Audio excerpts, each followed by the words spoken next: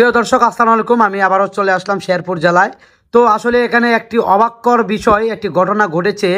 মানে এই ভাইটি নাকি তার বউ নিজের বউটাকে অন্য জায়গায় বিয়ে দিতে চায়। তো প্রিয় দর্শক, আমরা এই বিষয়ে আমরা ভাইয়ার সাথে কথা বলবো। আপনারা ভিডিও শেষ পর্যন্ত থাকুন এবং এই বিষয়ে বিস্তারিত আপনারা জানুন।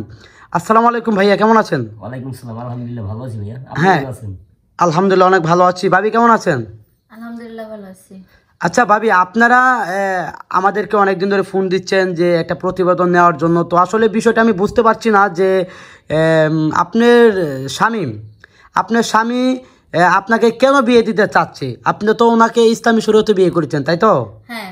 তো ইসলামী শরীয়তে এভাবে ভালোভাবে আপনারা ফ্যামিলিগত বিয়ে করছেন নাকি প্রেম করে? ফ্যামিলিগত। তো আপনারা ফ্যামিলিগত বিয়ে করেছেন, তো আপনারা খুব ভালো আছেন, সুখে আছেন। তো এর ভিতরে কেন আপনার জামাই আপনাকে বিয়ে দিতে চায়, এই বিষয়টা একটু আমি কি ভাইয়ের সাথে কথা বলতে পারি? হ্যাঁ, বলতে পারেন। ভাইয়া আসসালামু আলাইকুম। ভাইয়া ওয়ালাইকুম আসসালাম। আচ্ছা ভাইয়া, এই বিষয়টা একটু বলবেন কি, যেন আপনার বউটাকে আপনি কেন অন্য জায়গায় বিয়ে দিতে চান? ভাইয়া এগুলা যদি বলি সারা তো শেষ হবে না।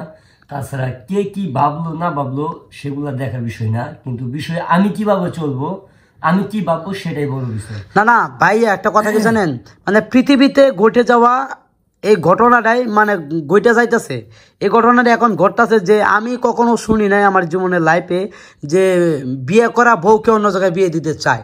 এটা ভাই মানে মিনিংটাই বুঝতে পারলাম না যে বিষয়টা কি, কেন একটু আমাদেরকে একটু খুলে বলবেন, দর্শকদের একটু খুলে বলবেন। হ্যাঁ অবশ্যই বলবো। আরেকটি কথা, সেটা শোনার পরে অবশ্যই অনেক দিনে অবাক হয়ে যাবে, আবার কিছু কিছু লোক আছে হাসবে, হ্যাঁ হ্যাঁ হ্যাঁ হ্যাঁ, কিছু কিছু লোক আসবে ভাববে যে এটা পাগল, আসলে সত্যি পাগল। কিন্তু আমি সিরিয়াসলি আমি কিন্তু পাগল না, আমি একদম ভালো লোক। মানে আপনি সিরিয়াসলি বলতেছেন আপনার বউকে বিয়ে দিবেন অন্য জায়গায়? মানে আপনি দেখে শুনে ভালো জামাই দেখে, মানে ভালো মনের মানুষ দেখে আপনি আপনার বউকে বিয়ে দিবেন? হ্যাঁ। আচ্ছা আমি একটু ভাবির সাথে কথা বলি। বলেন। আচ্ছা ভাবি, এই যে ভাইয়া যে আপনাকে অন্য জায়গায় বিয়ে দিতে চায়, হ্যাঁ, আচ্ছা এই বিষয়ে আপনি কি মতামত? আপনি কি রাজি?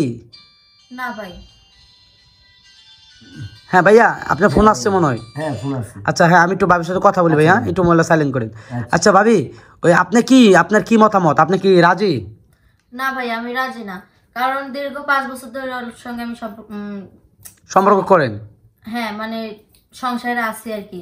মানে সম্পর্ক করে বিয়ে করছেন, মানে ফ্যামিলিগতই বিয়ে করছেন? মানে আগে সম্পর্ক ছিল, তারপরে সম্পর্কের ভিতরে আপনারা জানাজানি করছেন, ফ্যামিলিকে বলছেন, তারপরে বিয়ে করছেন, তাই তো? আচ্ছা আপনি, হ্যাঁ 5 বছর।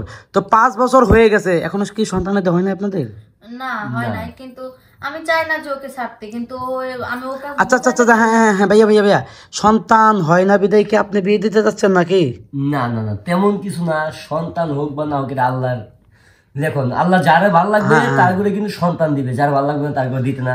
যাক সেটা বলি না, আল্লাহ যা দিছে যথেষ্ট পরিমাণ, আল্লাহর কাছে লাখ লাখ শুকরিয়া। কিন্তু আমার বউরে যে আমি বিয়ে দিতে চাই সেটাও বাস্তব। কেন দিতে চাই নিশ্চয়ই তো কোনো অবশ্য আছে ভাই, এইটার জন্যই আপনার কাছে আসা, এইটার জন্যই আপনাকে প্রশ্ন করা, জিজ্ঞাসা করা। আচ্ছা আপনার বউ তো বলতেছে যে আমি বিয়ে বসবো না, আমি যার সাথে 5 বছর সংসার করেছি আমি তার সাথে থাকবো সারাটি জীবন। তো আপনি কেন চাচ্ছেন ভাই? এটা তো আসলে ঠিক না। আরে ভাই একটা কথা বলি, আমি তো প্রথমেই বলছি যে মানুষ অনেক কিছু বলবে, অনেক কিছু ভাববে, সেগুলো ভাবার মতো আমার সময় নাই। কারণ বর্তমানে সত্যতা কি জানেন?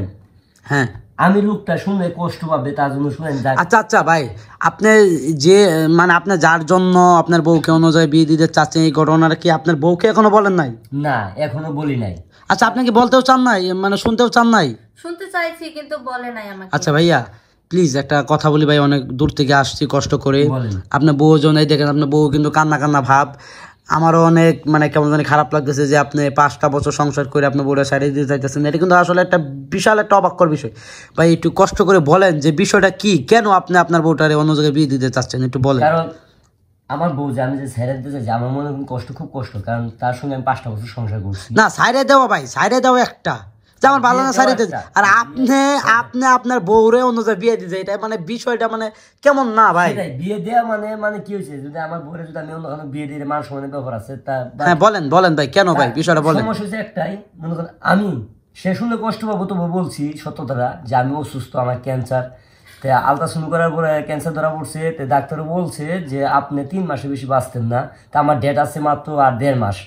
হ্যাঁ 1.5 মাস বাঁচবেন। আমি 1.5 মাস বাঁচবো। তার জন্য আমার মতো পছন্দ, ভালো একটা পছন্দ দেখা, যে আমার মতো তাকে ভালোবাসবে, আদর করবে, এরকম একটি বর খুঁজতাছি, যে পাইলে আমার নিজের হাত দিয়ে তাকে বিয়ে দিব, বিয়েতে যেন আমার মতো আদত সে তারা করতে পারে, সেটাই। ও আচ্ছা আচ্ছা, এই জন্য। জি। তখন ভাবি এটার মধ্যে ভিতরে আপনার কি মতামত? এটা তো আমাদের কোনো মানে এখন আমরা যে কিছু একটা বলবো, এটা আসলে এখন কি বলবো আমি নিজে বুঝতে পারতেছি না। আসলে আপনার জামাই আপনাকে বেশি ভালোবাসে বিদায় হ্যাঁ চাইতেছে যে আমি মরার আগে আমি যেন আমার বউটার জন্য অন্যজনের হাতে উঠাই দিতে পারি। না ভাইয়া, মানে ও যতদিন আছে আমি ওর সঙ্গেই থাকতে চাই, তাতে যাই কিছু হয়ে যাক। না শোনো, আমি একটা কথা বলি, সেটা পাগলামি, সত্যতা বলছি। আমি 1.5 মাসই বাসে বেশি কিন্তু আর বাঁচবো না, ঠিক আছে? তার জন্য আমি ভাবছি যে তুমি একটা নারী, বুঝছো, মনে কষ্ট পাইও না, আমি যা করি তোমার ভালোর জন্যই করবো। ভাই আপনার কি আপন কেউ আছে ছোট ভাই? থাকলে ছোট ভাইয়ের সাথে দিয়ে বিয়ে করাই দেন যদি অবিবাহিত থাকে। কারণ এটা জানেন ইসলাম শরীয়তে ভাই না থাকলে ছোট ভাইয়ের দিয়ে বিয়ে করাইতে পারে ভাবির, কিন্তু আপনি অন্য জায়গায় বিয়ে দিবেন, এটা কেমন লাগে না? একটা কথা বলি, আমার ভাই রক্তের কেউ, আমি কাউকে বিশ্বাস করি না, কারণ আপন কি শত্রু বেশি। হ্যাঁ, তার হ্যাঁ। জন্য আমি পর লোক খুঁজতাছি, ঠিক আছে? পরে যতটুক দেখবে, ঘরের লোক কিন্তু তত দেখবে না, কারণ তার ভাবি। আচ্ছা ভাইয়া, তো আজকে আসলে সময় শর্ট, আমি আজকে চলে যাব। তো আমি আবার পুনরায় আসব আপনার কাছে।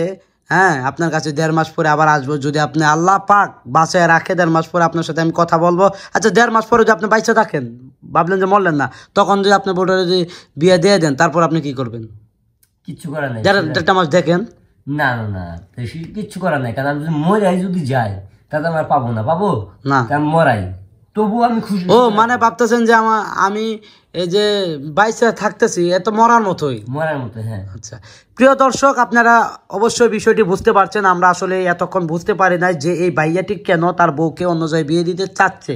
তো আমরা বিষয়টি ভাইয়ার কাছে খোলাখুলিভাবে শুনলাম, বুঝতে পারলাম যে ভাইয়ার নাকি বিশাল বড় একটা রোগ, সেই জন্য ভাইয়া তার বউটাকে অন্য জায়গায় বিয়ে দিতে চাচ্ছে। তো প্রিয় দর্শক, আমরা আবার আসবো, আবার ভাইয়ার কাছ থেকে প্রতিবেদন নেব, পরবর্তীতে আমরা দেখব যে তাদের সংসারের কি অবস্থা, কিভাবে চলছে।